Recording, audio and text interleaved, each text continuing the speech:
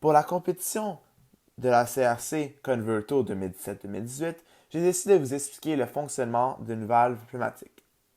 Donc ici devant moi, j'ai une valve pneumatique. Donc, pour commencer, la valve ici de ce bord-ci contient un ressort. De ce bord-ci est un coil, un électroaimant.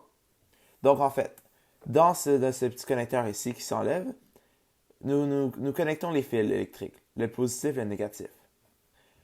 Ensuite, une fois que nous mettons du courant, ici à l'intérieur, il y a un aimant, un électroaimant, pardon, qui fait bouger, si nous dévissons ici, dans ce cylindre ici, une pièce métallique qui, lui, entraîne l'ouverture et la fermeture des valves.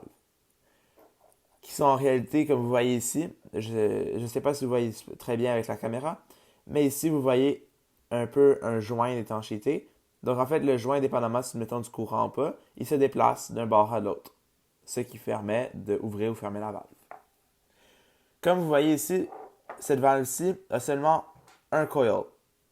Donc, s'il n'y a pas d'électricité du tout, seulement une position.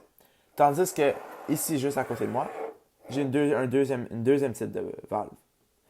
Donc ici, j'ai un coil de ce bord-ci et un autre de l'autre bord. En fait, comment ça marche ici? C'est si je mets du courant de ce bord-ci, la valve va être activée dans cette position-ci. Si je mets du courant de l'autre bord, ça va être dans cette position-ci. Si, mettons, j'enlève le courant, il va rester dans la dernière position qu'il était. La différence avec l'autre, ici, il y a un ressort. Ça veut dire que si j'enlève le courant, il retourne dans la position de départ. Donc, merci d'avoir écouté ce tutoriel.